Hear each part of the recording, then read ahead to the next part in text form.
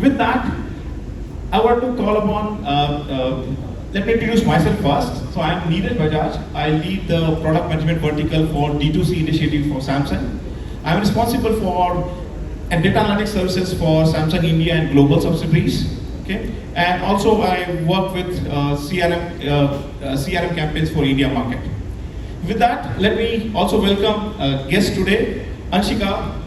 Welcome, Anshika. Could you please introduce yourself? Sure. Thank you so much for actually giving the context about personalization. I understand it's a fairly new topic when you talk about the entire e-commerce. Personally, I have worked in a lot of organizations, started my career with Decathlon, then I worked with Myntra, moved to CultFit, and lately I've joined Bewakoof.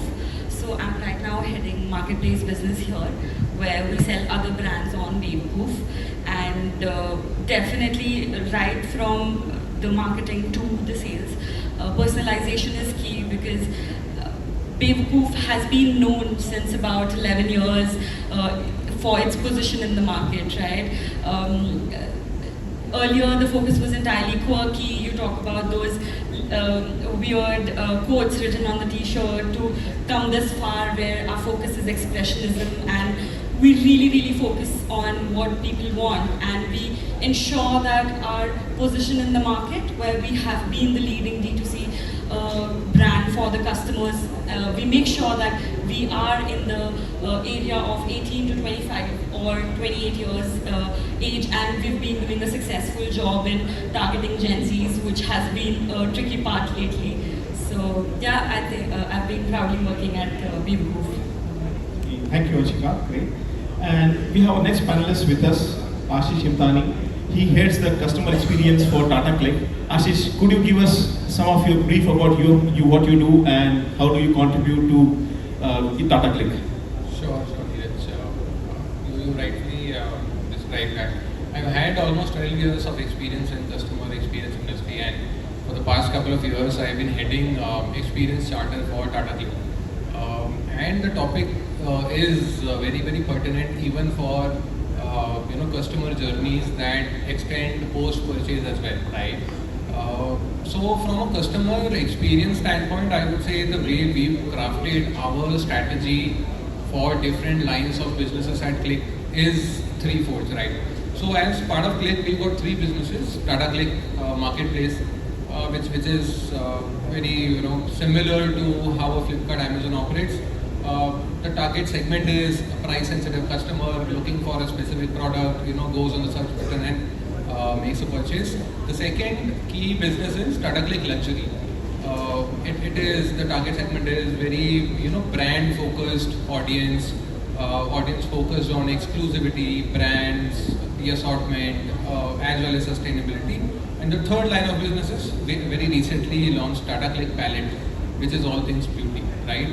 So the way we've gone about personalization across these three businesses is very different. First of all, we have different apps for these three businesses. We did not want a customer to just come into one app and have these three options and get kind of confused. So the way each of these apps has been designed very meticulously has been fairly different. So you will get a very different experience on Marketplace versus Luxury versus Palette. And the way we've gone about in terms of customer experience strategy is a 3E approach. So what is 3E? Basically, first E is for efficiency. Efficiency is for the marketplace customers, where I have to do more with less, where I can actually use technology as a key enabler. The second E is for Tata-Cliq Luxury, which is experience. So efficiency for marketplace, experience for luxury, and third is expertise. Expertise for palette, which is beauty. Because as part of a beauty customer, you need a lot of personalized assistance, where actually I need to have those experts to be able to assist you better, right? So that's the way we've gone about it as part of the strategy, and it's working phenomenally well. Every brand, across marketplace, luxury and palette has been responding to this strategy fairly well, and the customers are also happy. So. Great. Thank you, Ashish. So the first question for you, Anshika. I think in all the sessions this morning, if you listen, right, a lot of emphasis given on recommendation, personalization now, right? So could you, from your experiences, your career experience across Bewakoof and past experiences, could you help us understand why personalization is so important in the current era?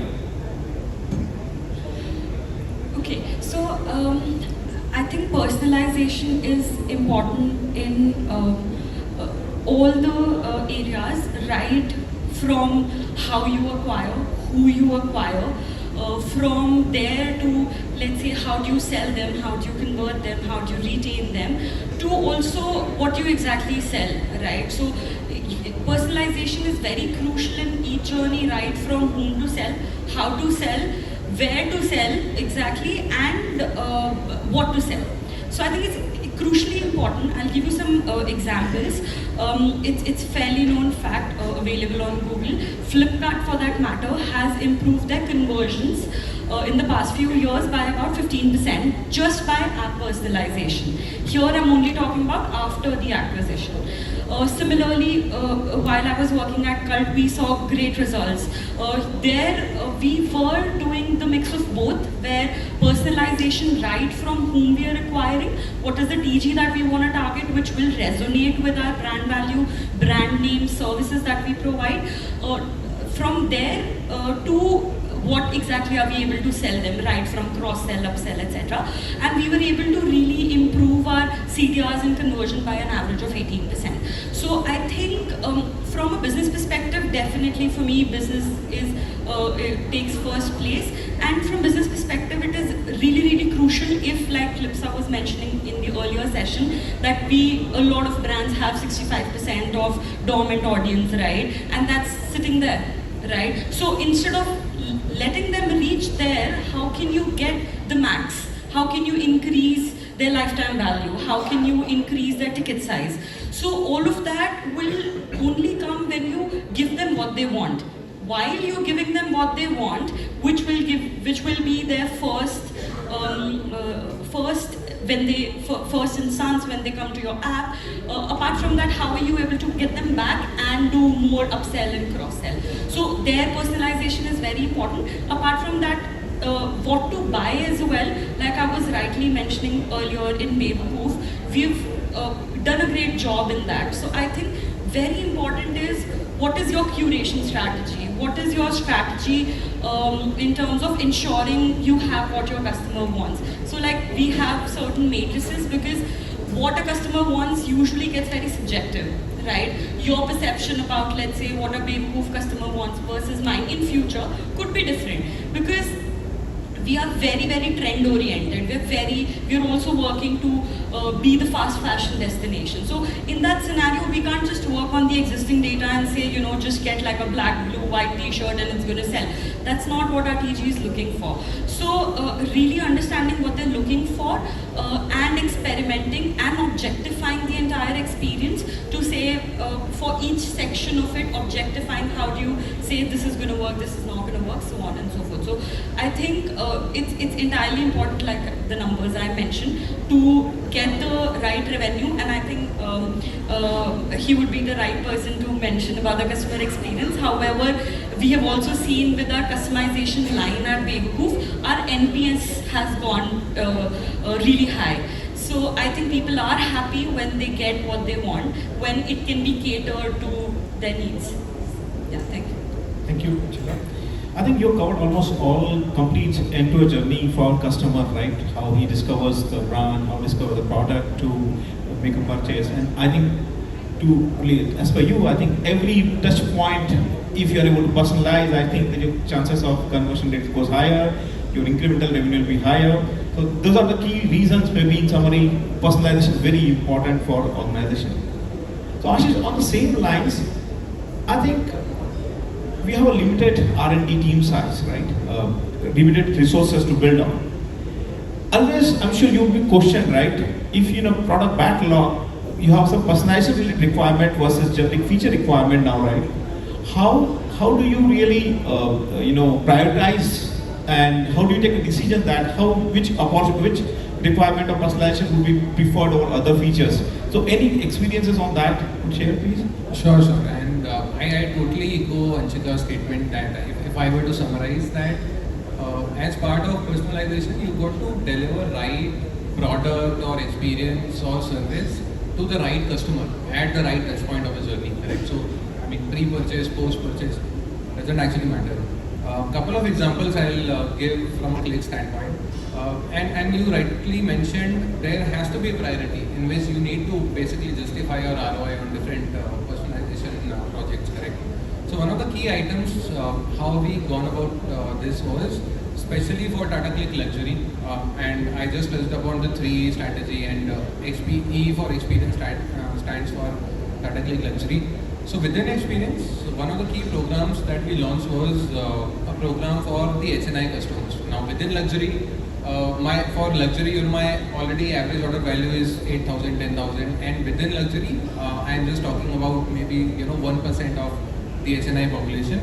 What I did was, they need absolutely different treatment, very premium treatment, because that's the thing with luxury customers is they actually crave for exclusivity, right? So the way we then tailored our value proposition was very different from the entire brand, correct? So, and then that was not just for one specific node of the journey, it was actually across. The moment those customers started placing the order, you will probably get your order delivery in a white level service by a Taj chauffeur, not like a regular logistics partner, in a fancy box, and then you will have a dedicated relationship manager mapped to you. So if you have a problem with any of your orders, there's a dedicated relationship manager how they have in the banking industry as like wealth managers. And then a lot of other invites to certain exclusive luxury events, all of that, right? So that those propositions were crafted at each point of their customer journey, and that's been paying good dividends in terms of we've actually been able to engage them fairly better, higher than the overall industry average for that matter, and their repurchase, their engagement, their NPS levels are unprecedented in the retail industry. So that is one example. And of course, we did not want to just limit our focus on just the top 1%. There is one another program that we kind of recently come up with, which is almost say to a chunk of loyal and efficient customer base of Cliq. So how do we go about it is for all my post-purchase failure modes. When I say failure modes, it could be my order is delayed or my refund is delayed, or I got a wrong product or my product was damaged, all of those. So what we did was, if those certain section of customers have been loyal enough with me, they've placed n number of orders and they have been fairly efficient. They've not kind of returned and cancelled a lot of disproportionate number of orders. Then there will be a trigger from my internal systems that I got to give a faster resolution to this kind of a customer, and there will be no questions asked before even processing a refund. So this is kind of that differentiated resolution that I'm trying to give to a certain person of customers. So those are some of the initiatives that we launched in terms of delivering the right service support as well as delivering the right experience across the touchpoints. Thank you. So next question now. I think as you know, right, our customer journey for e-commerce is always, let's divide it two parts, two simple parts: pre-purchase and post-purchase. And Anshika, I would need your attention on pre-purchase and Ashish on post-purchase part now. So could you give us some examples of personalization that was deployed in pre-purchase and how it impacted and how you identified the need for personalization, how you fulfilled the need, and how did you measure the success of personalization out there in pre-purchase journey of the customer? Okay, so from pre-purchase, if I start from acquiring the customer, our CACs were pretty high in my last organization, and we wanted to trim it down. We were spending more than average of the industry on marketing, and we wanted to take it to a lower levels. So there we realized that our conversions were lower, and as I stated earlier, conversions can be improved by personalization, and that's the approach that we took. Now on digital marketing, while your ads how your video look, etc., makes a lot of difference where we work there as well, ensuring our models were more familiar looking to the geographical audience that we had, that we did. Apart from that, it's also important that we had to understand, is just Google Meta the only place to really deliver our ads, or can we explore more? So we took that approach, and we also started doing certain on Snapchat. We also wanted to take a little bit of our budget on, let's say, our news apps, like you talked about, in shorts, etc. So entirely dividing on what is the revenue we are expecting from different geographies, different age groups, and then deciding the marketing campaigns, how the video ads look like, where to promote. Also, very interesting fact I would like to state here was, so we were selling services, right? And it was surprising to see that in NCR, people were okay to travel about a 7-kilometer to avail a service. However, in Bangalore, it was just restricted to 3 kilometers. I think it's pretty obvious the reason, but it was a very interesting fact. So all of those is also, I feel, a part of personalization to really understand what a consumer wants, and that also, that strategy and that insight also helped us decide how many centers in certain area do we really need, depending on the demand that we are getting. So that's from while we are targeting the customer. While on app, I think all the e-commerce big giants have done a pretty good job in terms of entirely personalizing the homepage. I'm sure your homepage on a Myntra or a Amazon does not look like mine, or even my mother's and mine doesn't look like the same. So personalizing the entire homepage in terms of what a customer wants, even right from if it's a new customer, if it's an existing customer, what exactly am I expecting from them? Is it a cross-sell that I'm expecting from them? Is it the first sale that I'm expecting from them? How much do I show them? Or should I put them into only a niche of, let's say, only push, let's say, a Western wear or ethnic wear example, right? So just understanding what type of customer is it, since the acquisition, has the customer made any purchase or not. So entirely understanding that, personalizing the entire homepage bit. Apart from that, I think a lot of apps just restricted to that.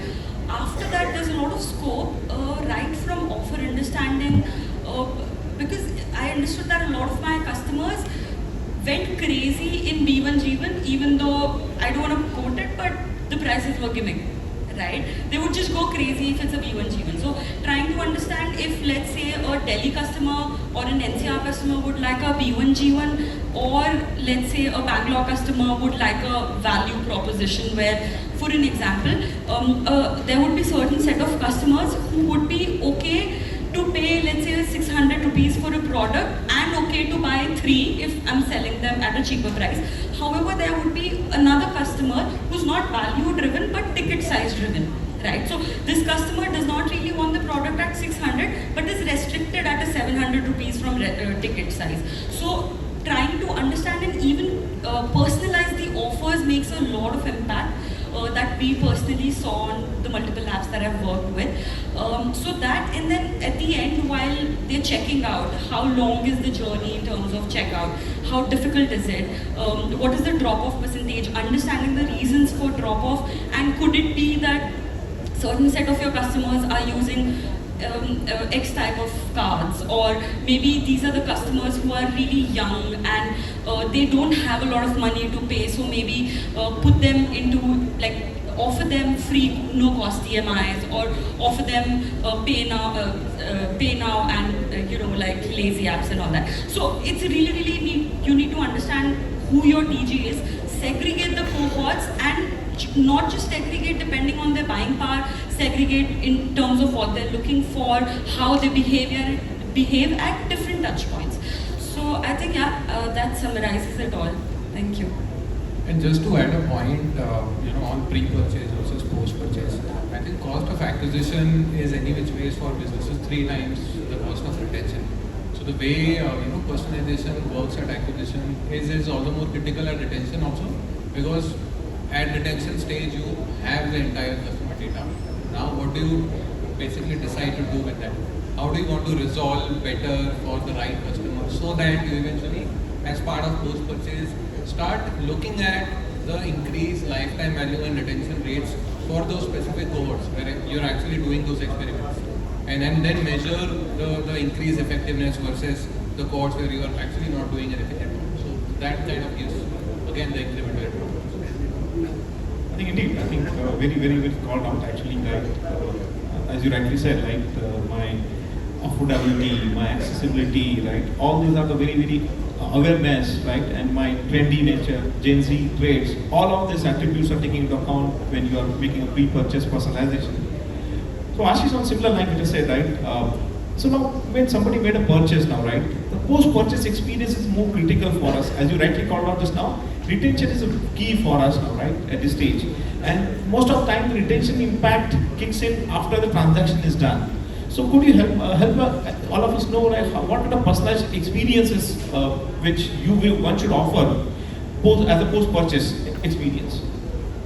Yeah, no, I think I touched upon one of those key initiatives where we are trying to segregate and experiment with the cohorts who are fairly loyal to the platform, who have not had too many returns and refunds, and then who still maybe end up having a dispute scenario with my brand. And of course, failure modes happen everywhere. While we try to cater to demands, and we try to measure the perfect order rate as well. But there are times where failure modes happen even with the most loyal set of customers as well. So then, creating those processes where your teams are actually empowered to deliver that resolution, seamless, hassle-free resolution to the right customer is point number one. And point number two, again, how do you leverage technology in all of this? How do you leverage data? How do you make sure there are right prompts, assists to the right set of empowered agents happening all the time? And then are you probably digging data deep enough to figure out you might need some specialist teams apart from just a plain customer support team, right? Do you want to maybe get into the depth of setting up a different escalation or a repeat desk team? So, wherever today a customer calls me for the third time within 48 hours, the call actually routes to a dedicated different desk who's empowered enough to take resolutions in certain other ways as well. So those are, I think, certain ways with which post-purchase experiences can be made better. And yeah, in retail e-commerce, it's usually a make or break side of the journey. But yeah, those kind of interventions help. I'll just add one or few examples from post-purchase from a business perspective. If you remember, just start of this year, for New Year's, Spotify had done this where they were sharing insights in terms of how many songs did you hear, what was your top song, were you amongst, let's say, the top 100 people, etc., etc. Similarly, Cultfit also had done a beautiful job, and it also, so what they did was, and they frequently keep doing that to ensure that the engagement with the customer is there, because if, let's say, you've bought a package for a year, now I'm expecting you to buy it, let's say, after 11 months, etc. But I need to keep you engaged, because we've seen that the more you use your membership at the end of the cycle, the more you'd be inclined towards rebuying it, right? So to keep the customers engaged, they also had done this beautiful job where they had shared how many sessions did you do, and they would give you like a badge, etc. So certain activities like that on app, while the customer is not really expecting a sale,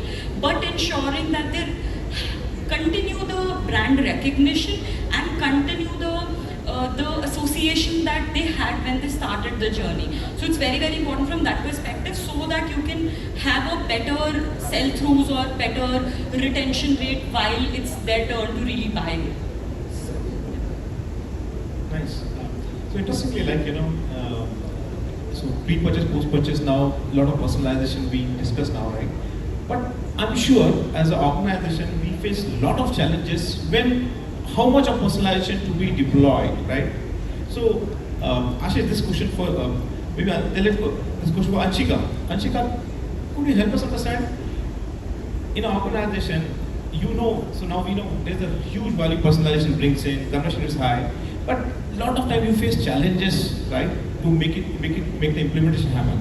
So could you please share us what kind of challenges normally you faced to deploy personalization, to identify personalization and deploy end-to-end, any challenges that you faced? Sure. Amongst a lot of challenges that we face in order to have an effective personalization strategy, I'll pick top three. First is the tech cost. When we talk about personalization, it's usually 95 to 100% tech driven. So the cost is pretty high. So really anticipating the ROI that you would expect out of that tech cost and answering, let's say, your CFOs to say it will reap me results, that is one big challenge. Also, you have a lot of other platforms which you can utilize, but again, they come at a cost. Secondly, I feel this is majorly from post-purchase, the dormant customers. So it's a tricky way where while a customer is coming to your app, you would want them to fill as less information as possible so that they don't drop off before, let's say, they sign up or they make a purchase with you, right? However, that also becomes a challenge later, because now let's say there's a dormant customer and you really want to reach out to them, or if they're about to be dormant, you want to reach out to them, you don't have their information, you only have their phone numbers, for an example, which is the most common practice. You don't have email, or let's say the email is fake or whatever. So you don't have the right information, and that restricts you from reaching out to the customer. So this becomes a big challenge. You cannot reach out to them through CRM, digital marketing. So that becomes a very big issue. And third, I feel, like I mentioned in the first answer, personalization has to be very holistic. Now, a lot of times what a lot of apps make mistake in is either they personalize the entire digital experience and not personalize the app, or vice versa.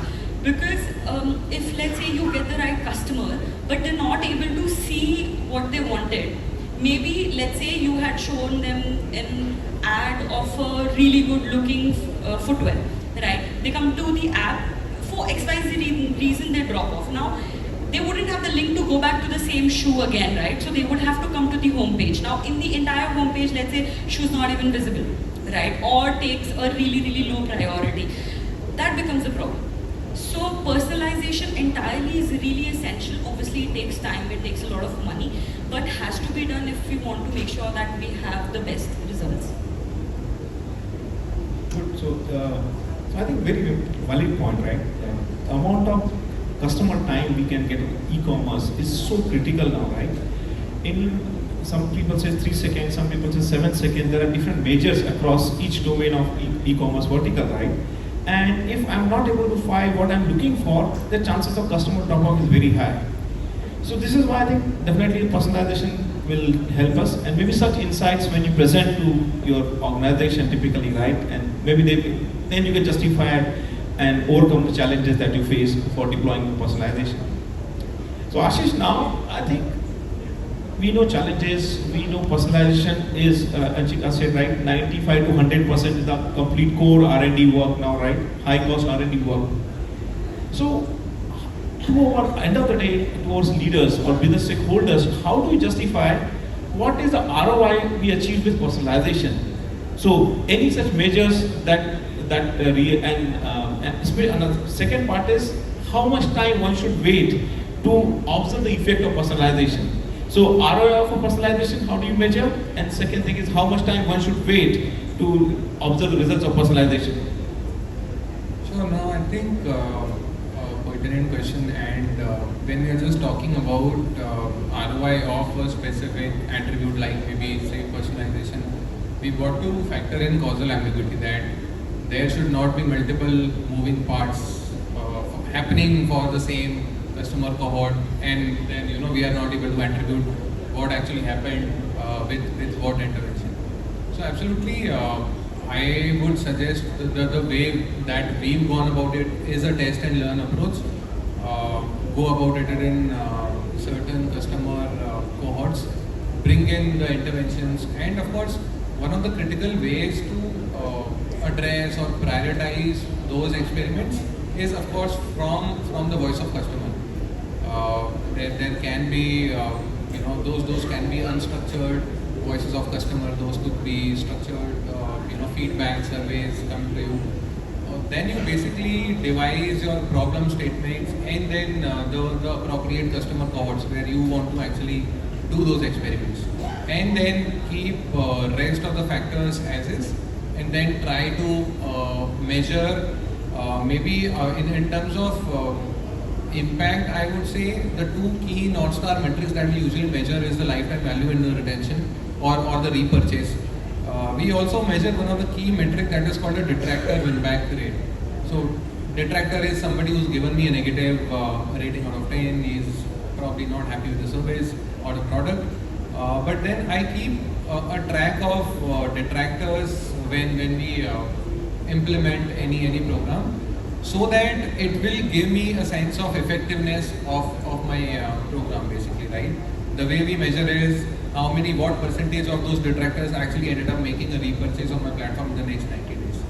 And then that is called my detractor repurchase rate. It's a trickier metric than your regular customer repurchase, because these are the ones who are actually not happy. And here is the intervention that you actually really bought. You probably outcalled the customer, you understood what the issues were, you classified their issues, you worked with the functional teams backwards, and then kind of address their issues as well.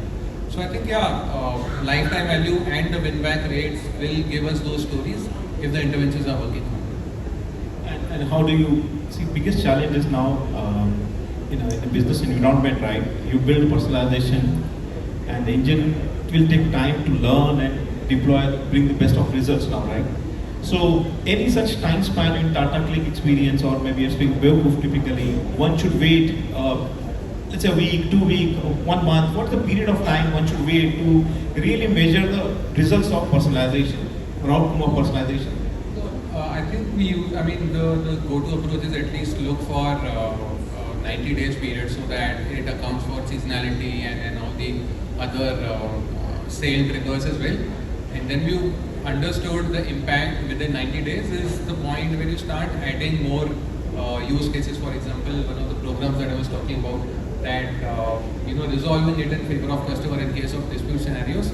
So there you will probably start with maybe just a couple of scenarios where maybe the product is damaged or product is not yet delivered. But as and when we saw the success with some of those use cases for certain customer cohorts, we started adding more use cases to the same customer cohorts, so that more and more benefit can be passed on to the same cohort, and we saw that an increase in the lifetime value retention. Anshika, do you have any experiences? Yeah, I think it is entirely dependent on the area of expertise you are in.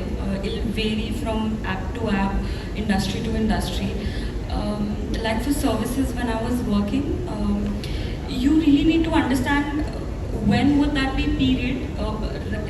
Like he rightly mentioned, it will take time. It could be 90 days, it could be 60 or 120 days, depending on the time that you will have like a business BAU, right? You're not expecting any really high sales or really low sales. Like in services, we could have low sales because of the weather, or we could have really high sales because, let's say, it's a new year and people want to have a new regime. So ensuring that you release it at the right moment where you have BAU revenue and then see the impact. But like he rightly mentioned, the number of days would be higher. So now I think so far we discussed about how personalization is important across each phase, what are the challenges we face, right? How long you should wait to observe the results of personalization. I think it's important now also to know, right, okay, what we achieved is okay, good, but what is the future of personalization when you look at e-commerce as a focus area now, right? So this question for both of you now, could you help us understand what are the key trends which are coming, which you foresee coming up, which will really boost the personalized experience for customer?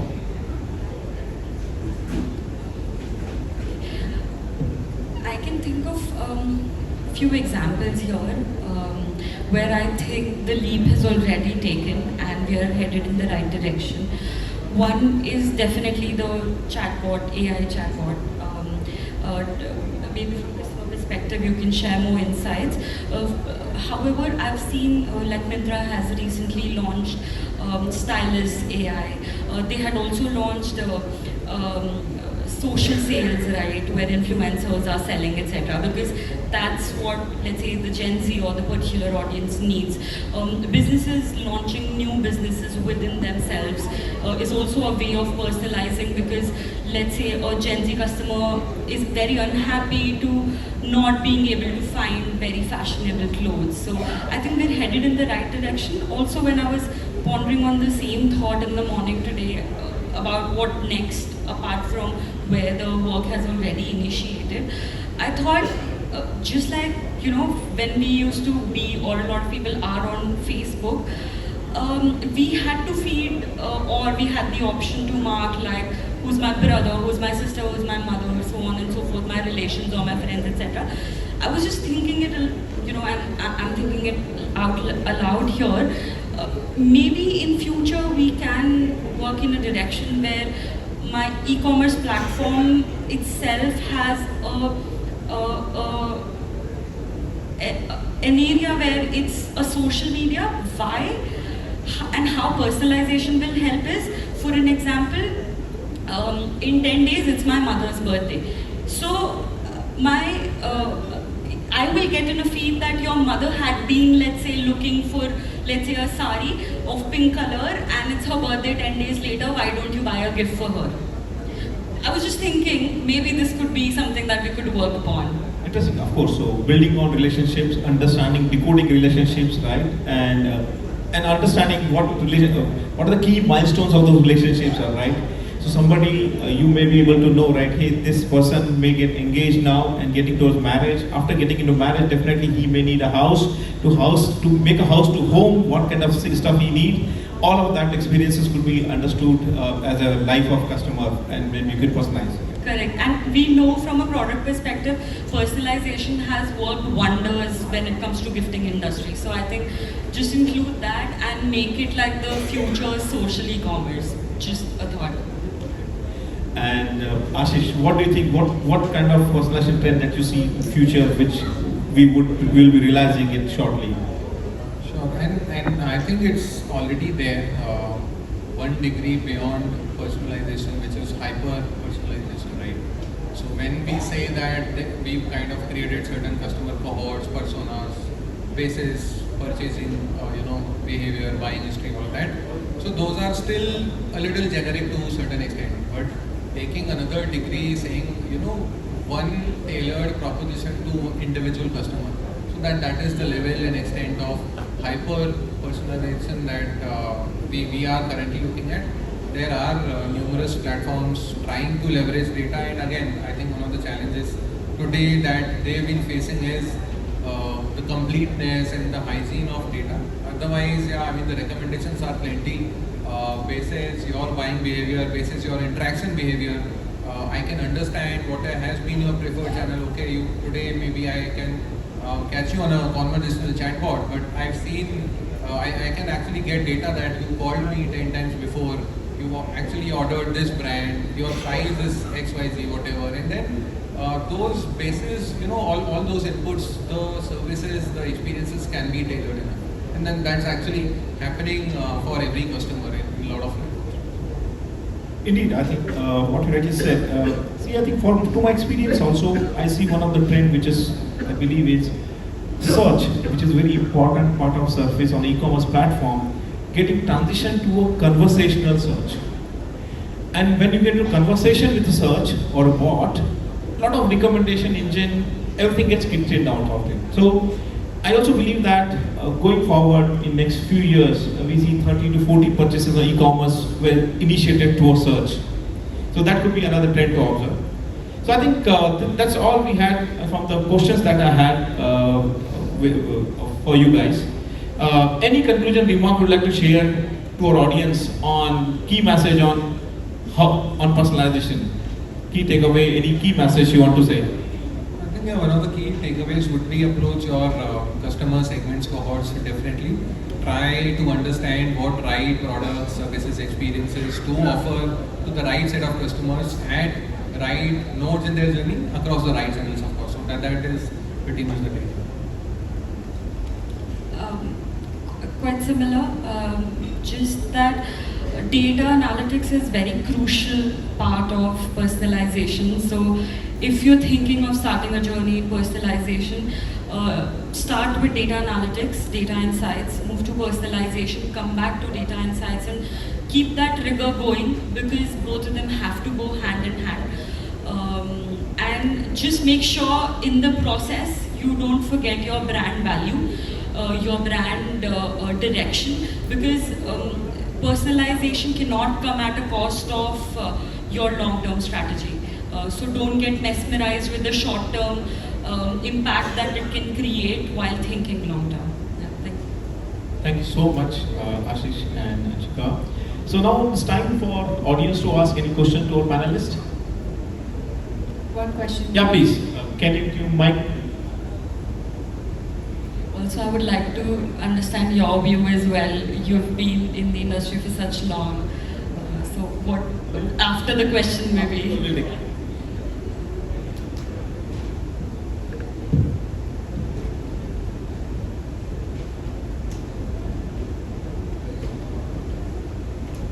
Hi, Amit this side. My question is to both of you, Ashish and Anshika. How do you handle and respond to negative customer feedback or complaints to turn them into a positive experience?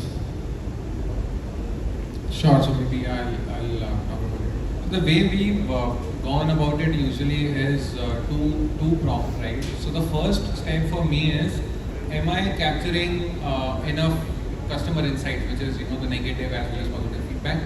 Am I doing that enough? Am I just looking at only the structured sources of voice of customer, maybe like an NPS survey or a CSAT survey? Or am I also looking at the unstructured sources like what they are saying on a call, like a speech analytics, or maybe what they are writing on social media, like a social sentiment, right?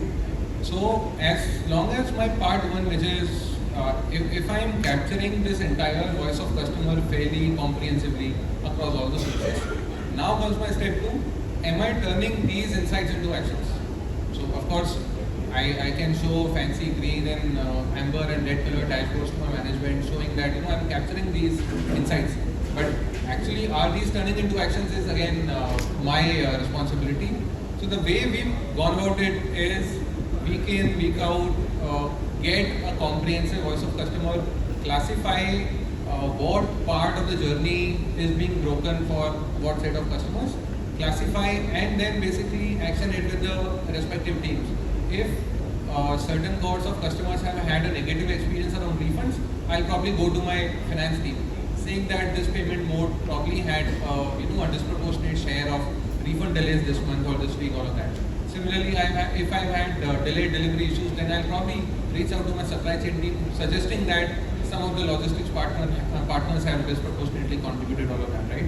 So one is week in, week out, keep capturing the voice of customer, and second is turn those insights into actions so that once those actions are closed, we will probably go to a better leakage-proof business that way. I entirely resonate with his thoughts. I don't think I have a lot to add. You've covered it entirely. Just that probably define it into short-term solution and long-term solution. Maybe short-term solution could be if, let's say, it's a product-based concern that you have raised, or a delivery level, or etc. I take immediate action to maybe not have that product anymore, or change my delivery partner. It could be anything around those lines. But also understand long-term what I would do to ensure that this does not happen. While I also see, like he mentioned, the intensity of the problem. Thank you. Thank you so much. Sorry, we are running out of time. Neeraj, Sure. we'll have to stop here, and you can take questions offline. I would like to invite Surya from Scribe Minds and Media to present to Mr. Neeraj first.